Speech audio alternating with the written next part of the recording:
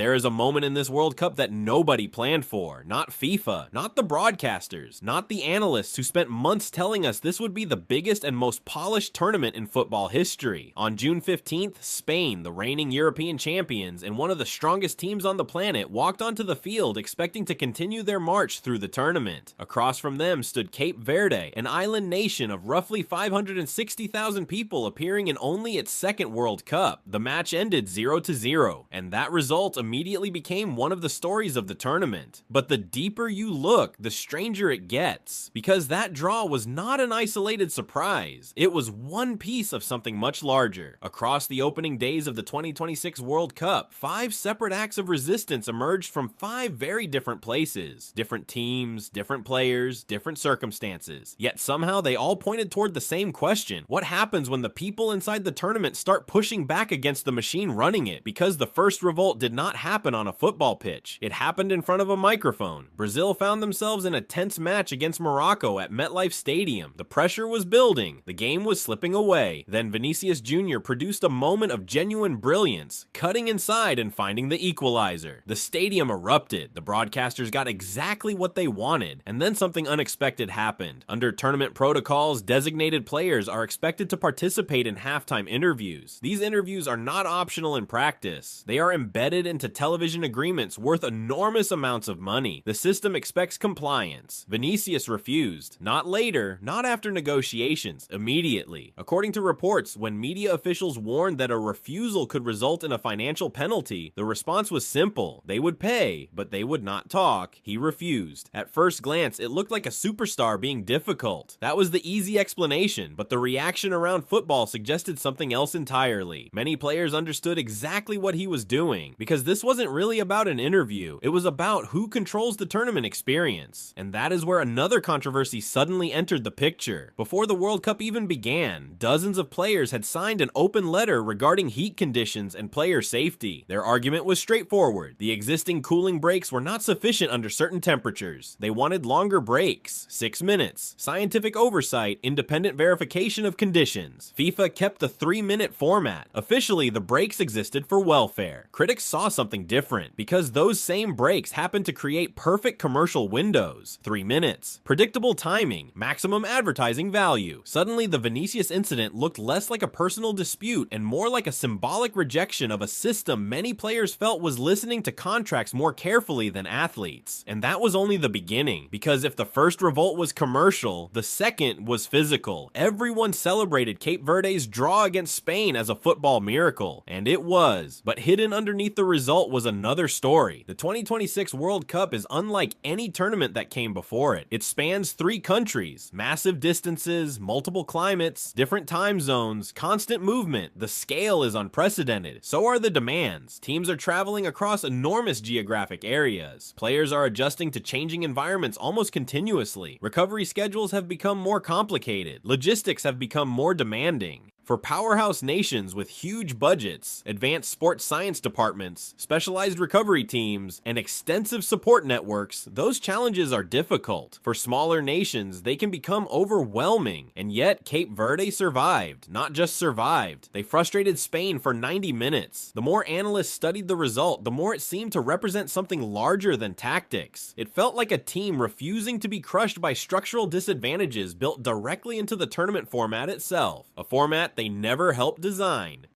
A format they simply had to endure. And then the story became even more complicated, because the third revolt wasn't about television, or travel, or football. It was about geopolitics. Iran arrived at the World Cup facing obstacles that had little to do with what happened on the pitch. According to Federation complaints, multiple senior officials were denied visas. Supporter allocations became a source of controversy. Questions emerged regarding access and treatment. The situation became so unusual that one detail stood out above all others.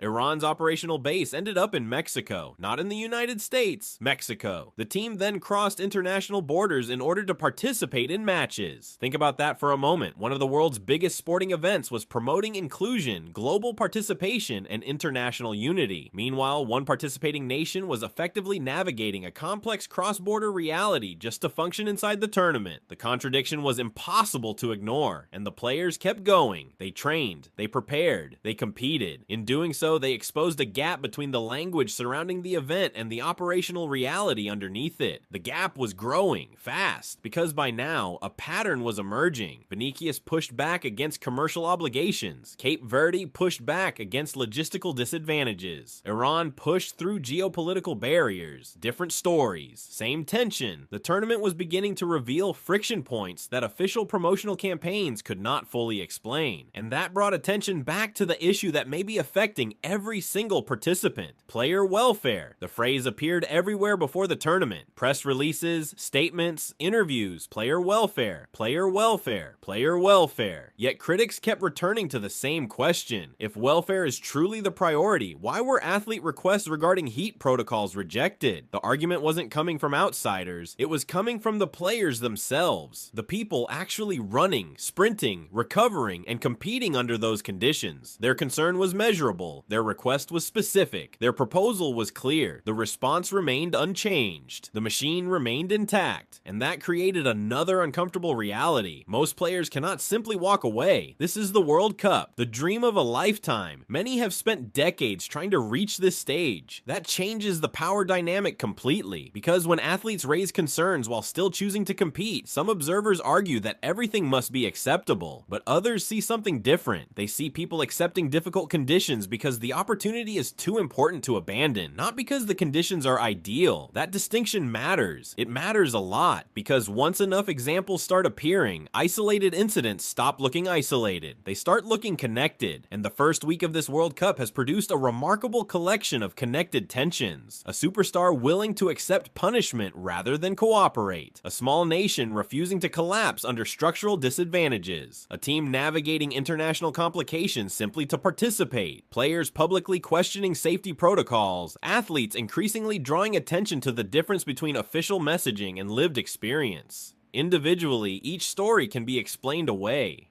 Together, they become harder to dismiss. That is what makes this situation so unusual. The strongest counter-argument is obvious. The World Cup is enormous. Of course there will be complications. Of course there will be disagreements. Of course a tournament spanning 3 countries and dozens of cities will experience friction. That is a fair point. Maybe this is simply the cost of scale. Maybe every massive event creates tensions that become visible only after competition begins. Maybe these stories are not evidence of crisis at all. Maybe they are evidence of complexity. But even if that argument is correct, another question remains unanswered. Why do so many of these complications seem to point in the same direction? Why do they consistently return to the relationship between the institution and the individuals inside it?